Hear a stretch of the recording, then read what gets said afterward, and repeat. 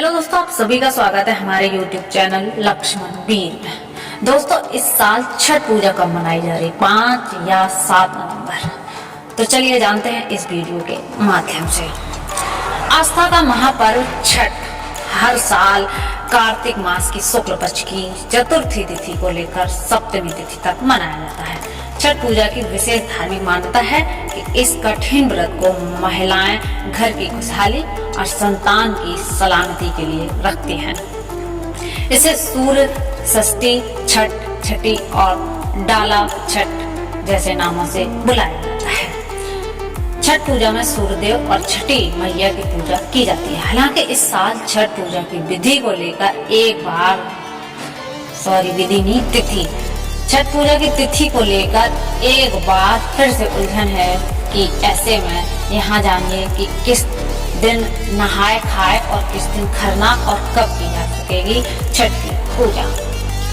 तो हर साल छठ की पूजा दीपावली के 6 दिन के बाद की जाती है। पंचांग के अनुसार इस वर्ष कार्तिक माह के शुक्ल पक्ष की षष्ठी तिथि 7 नवंबर की देर रात 12:41 पर शुरू होगी और इसका समापन 8 नवंबर की देर रात 12:34 पर हो जाएगा।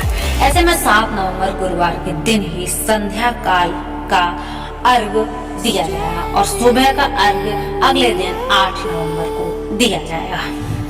नहाए खाए कब होगा? तो इस साल नहाए खाए 5 नवंबर मंगलवार के दिन होगा। पंचांग के अनुसार नहाए खाए कार्तिक माह के शुक्ल पक्ष की चतुर्थी तिथि पर किया जाता है। इस दिन व्रत रखने वाली महिलाएं गंगा या अन्य किसी पवित्र नदी में स्नान और ध्यान के बाद सूर्य देव की पूजा करती नजर आती है। खरना कार्तिक माह के शुक्ल पक्ष की पंचमी तिथि पर खरना मनाया जाता है। खरना के दिन महिलाएं निर्जला उपवास रखती हैं और छठी मैया की पूजा में लीन रहती हैं। इस साल खरना 6 नवंबर बुधवार के दिन पड़ रहा है। डूबते और उगते सूर्य को अर्घ्य कर देना है। तो 7 नवंबर के दिन छठ पूजा का तीसरा दिन, जिसमें डूबते सूर्य को अर्घ्य दिया जाएगा। इसकी अगली सुबह 8 नवंबर शुक्रवार को उगते सूर्य को अर्घ्य दिया जाना है। इसके साथ ही छठ पूजा की समाप्ति हो जाती है। तो दोस्तों, अगर आप छठ पूजा का त्योहार या व्रत करते हैं तो आप भूल कर ये गलतियां कभी न करें। तो चलिए बताते हैं कौन कौन सी गलतियां हमें नहीं करनी चाहिए। छठ पूजा के दौरान मिट्टी के बर्तनों का ही इस्तेमाल करना शुभ माना जाता है।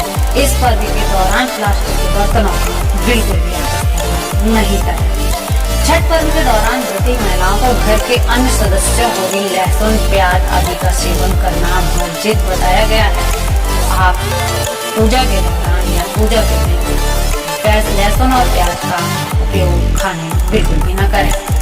इस पवित्र पर्व के दौरान व्रती महिलाओं को बिना सूर्यदेव को अर्घ्य दिए हुए कुछ भी ग्रहण नहीं करना चाहिए।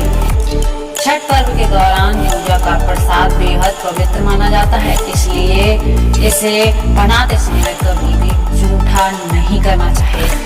छठ पर्व के दौरान साफ सफाई का खास ध्यान रखना चाहिए। साथ ही किसी भी चीज और पूजा सामग्री को बिना हाथ धोए कभी भी नहीं छूना चाहिए। दोस्तों, अगर आप जानते हैं कि छठ पूजा का आखिरकार महत्व तो क्या है, क्यों मनाई जाती है, तो छठ पूजा का पर्व संतान की लंबी उम्र और उज्जवल भविष्य की कामना के लिए रखा जाता है।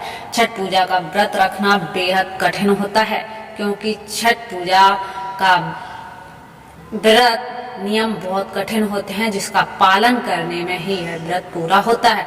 ऐसा कहा जाता है कि अगर इस नियमों का पालन नहीं किया गया तो छठी मैया नाराज हो जाती हैं। तो चलिए जानते हैं कि इन नियमों में क्या क्या खास होता है और कौन सी ऐसी बातें हैं जो आपको छठ पर्व के दौरान ध्यान में रखनी चाहिए।